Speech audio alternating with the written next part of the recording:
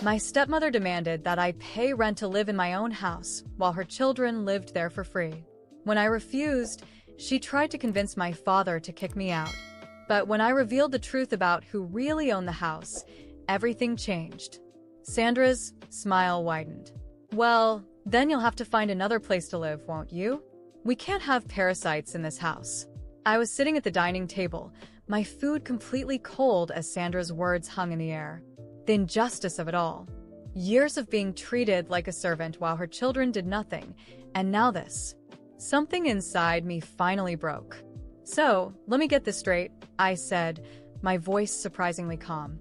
James, who graduated college 2 years ago and spends his days playing video games, doesn't have to pay rent. Melissa, who's in her 3rd year of college and has never done a single chore in this house, doesn't have to pay rent either. But I do? I decided my children don't need to pay rent while they're getting established, Sandra replied, dabbing her mouth with a napkin. A strange calm washed over me. Maybe it was all those years of bottled-up frustration, or maybe it was simply time for the truth to come out. I felt a smile creep onto my face. Not the usual polite smile to keep the peace, but something different. Something that made Sandra's own smile falter slightly. Well, that's interesting, I said, leaning back in my chair. I'm not going to pay rent, because this house belongs to me. The silence that followed was deafening.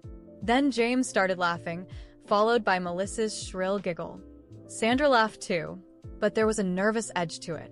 What are you talking about? She asked, still chuckling.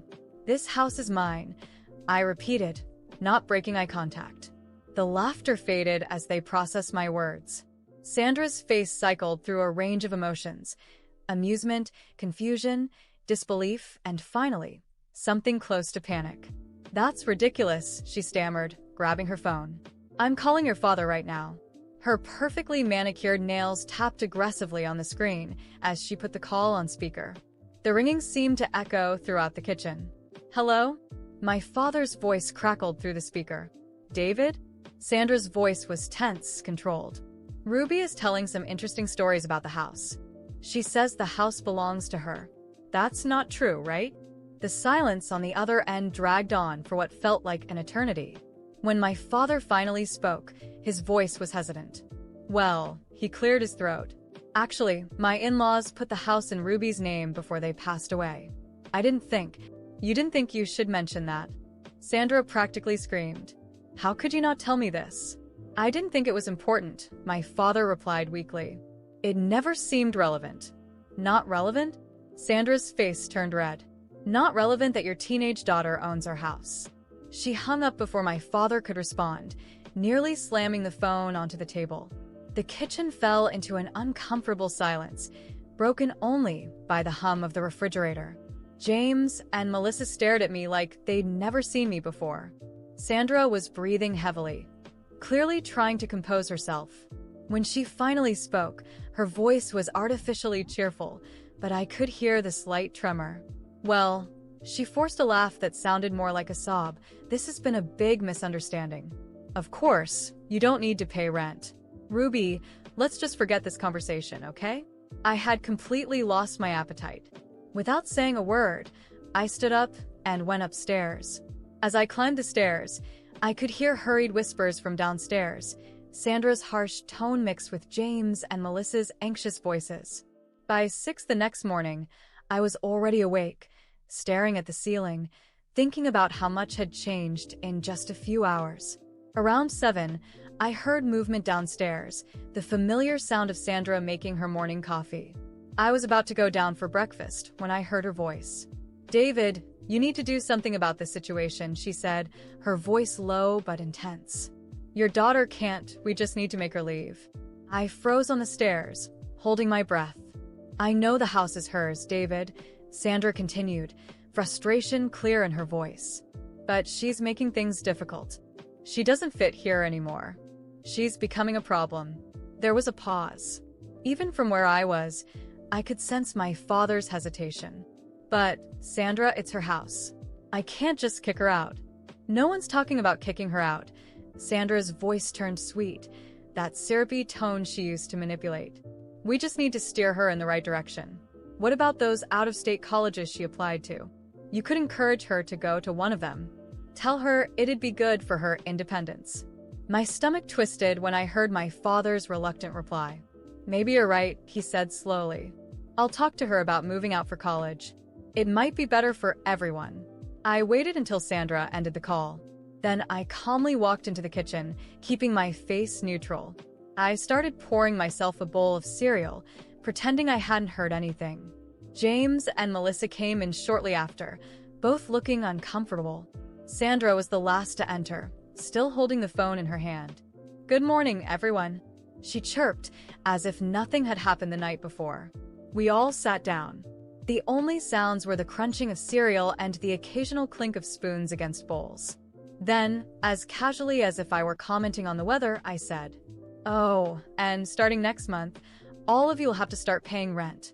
"Oh, and starting next month, all of you will have to start paying rent." For a moment, the silence in the kitchen was so heavy I could hear the ticking of the clock on the wall. Sandra stared at me as if I had spoken in a foreign language. James and Melissa froze with their spoons midair, eyes wide, exchanging nervous glances. It was Sandra who broke the silence, forcing a laugh that sounded more like a sob. "You're joking, right?" she asked, her voice almost childlike, desperately trying to maintain control of the situation. "No, Sandra." "I'm not joking." My voice was calm, but each word was filled with firmness. "You've been living here for free for years. It's time to contribute." She swallowed hard, trying to regain her composure. "That doesn't make sense. We're a family and—" "We're not a family," I interrupted, my patience completely gone. "You made that very clear when you demanded I pay rent while your children lived here without lifting a finger. Now, everyone will be treated the same." James scoffed, trying to appear indifferent, but his insecurity was obvious. "This is ridiculous. I'm not paying anything." "Then you're free to find another place to live," I shot back, locking eyes with him. Melissa, who usually avoided confrontations, finally spoke up. "I'm still in college. How do you expect me to pay rent?" "Maybe you should have thought about that before spending money on parties and expensive clothes," I replied. "But don't worry, the rent will be fair. I can even help you find a job." Sandra finally snapped, slamming her hand on the table. "You've completely lost your mind. This house has always been a home for all of us. I won't let you turn it into some kind of ridiculous boarding house." I stared at her, unwavering. "Funny hearing that from you, Sandra, because just yesterday, I overheard you trying to convince my father to kick me out of my own house. And you thought I wouldn't find out?" The color drained from her face, and for a moment, she was speechless. Melissa looked like she was about to faint, and James stared at his plate, as if he wanted to disappear. I was only trying to help you become more independent," Sandra stammered, attempting to mask her panic. "Oh, of course. Independence. How kind of you to try to help me move out of the house my grandparents left me, while you and your children continue living here without paying a dime." She tried to speak, but I raised my hand to stop her. "Don't worry. I've already decided. You'll all have formal contracts. If you want to keep living here, it will be on my terms." Sandra abruptly stood up, trying to maintain a sense of authority. "This is unacceptable. David would never allow this. Maybe you should call him again and ask what he thinks. Or better yet, ask what he'll do when I decide to kick everyone out and sell the house." The shock on her face was almost satisfying. She knew I had the power to do exactly that, and the thought clearly terrified her. That night, locked in my room, I could hear muffled murmurs and arguments coming from downstairs. Sandra was probably trying to come up with a plan to get around the situation. But what she didn't know was that I was more than ready to face her. The next day, I called for a meeting. Sandra tried to refuse, but I made it clear she had no choice. By 10 a.m., we were all seated in the living room. Sandra, James, and Melissa looked uncomfortable, while I sat calmly, confident. "Here are the rental contracts," I said, handing each of them a copy. "You have 1 month to decide if you want to stay." Sandra took the paper with trembling hands, and as she read, her face grew redder and redder. "This is absurd. You can't do this." "Actually, I can. I own the house. James threw the contract on the floor, his face full of irritation.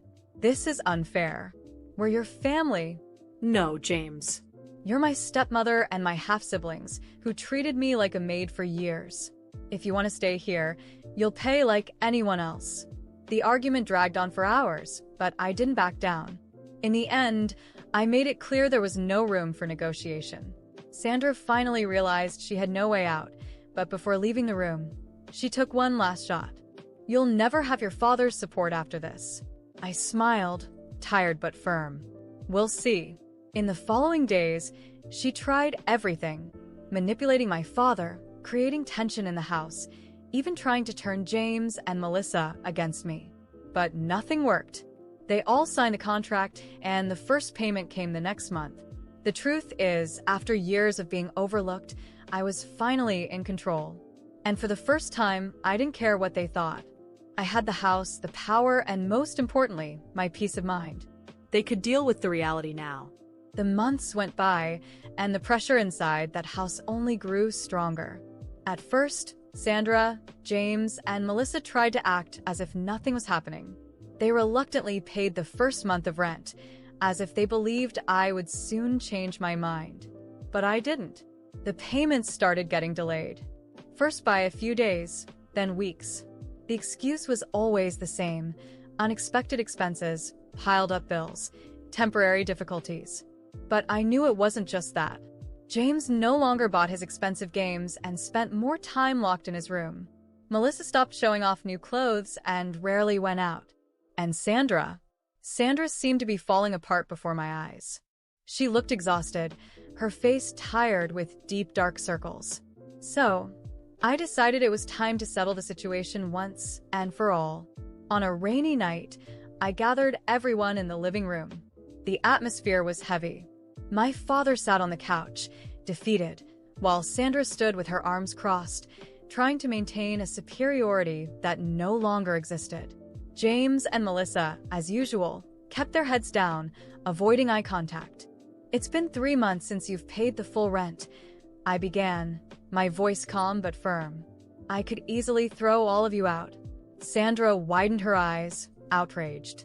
You would never do that. I looked at her coldly. Don't underestimate how much I've endured. But look, I'll be fair. I won't charge my father rent. Not because he can't pay, but because I know he's being manipulated. Out of respect for him, I'll spare him this responsibility. My father lifted his head, surprised, but stayed silent. He knew I was right. Now, with you, Sandra, it's different. I continued, locking my gaze on her. You've always treated me like a maid here, bossing me around while your children didn't lift a finger. So, I thought of something fair. You can continue living here, but instead of paying with money, you'll pay with work. You'll clean a house, do the laundry, cook. You'll be the maid here. Sandra's face turned pale. She raised a hand to her mouth as if trying to contain her despair. You must be joking, she whispered, her voice weak. I'm not. My voice was firm. And to make things crystal clear, you will wear a maid's uniform. I want you in that black and white apron, hairnet on your head, the full outfit. If you're going to work, do it properly. Sandra stood frozen for a few seconds. Then, unable to hold back her tears, she turned to my father. David, are you going to let her humiliate me like this? My father looked uncomfortable, but said nothing. Dad, with all due respect, don't interfere. You know why I'm not charging you. But Sandra needs to pay for what she's done. He sighed, lowering his head. Sandra remained there, quietly sobbing. Melissa watched her, pale, and James didn't react at all. Sandra left the room, defeated. The next morning, I went downstairs and found Sandra in the kitchen. She was wearing a maid's uniform, a simple black dress, a white apron tied around her waist, and a hairnet covering her hair. Her expression was empty as she mechanically cleaned the counter. Good morning, Sandra. I spoke naturally. She didn't answer. I grabbed a glass of orange juice and sipped it calmly. Then, as if by accident, I let the glass slip from my hand, spilling the juice all over the floor. Oh, how clumsy of me. Could you clean that up, please? She stood still for a moment. Then, slowly, She knelt and started cleaning the floor with a cloth. But it didn't stop there. At lunch, I made a point of sitting at the table and asking Sandra to serve me. "Sandra, put more sauce on my plate. And please don't spill it." She served me in silence, her hands trembling. I stared directly at her, savoring every second of that role reversal. It wasn't cruelty. It was justice. Later in the afternoon, I called Sandra into the living room. "Sandra, the living room windows are dirty. I want you to clean them now." She hesitated. "But it's already getting dark." I tilted my head. "I asked you to clean them, Sandra.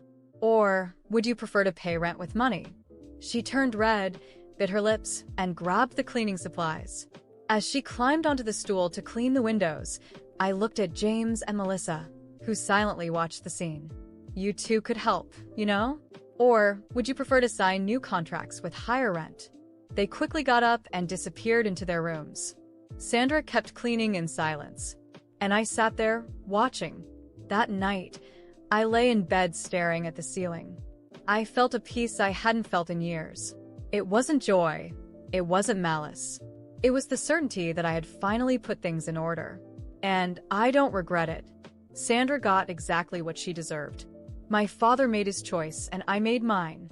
If anyone thinks I was cruel, let them think what they want. No one lived what I lived. Now I finally have peace. And I won't give that up for anyone.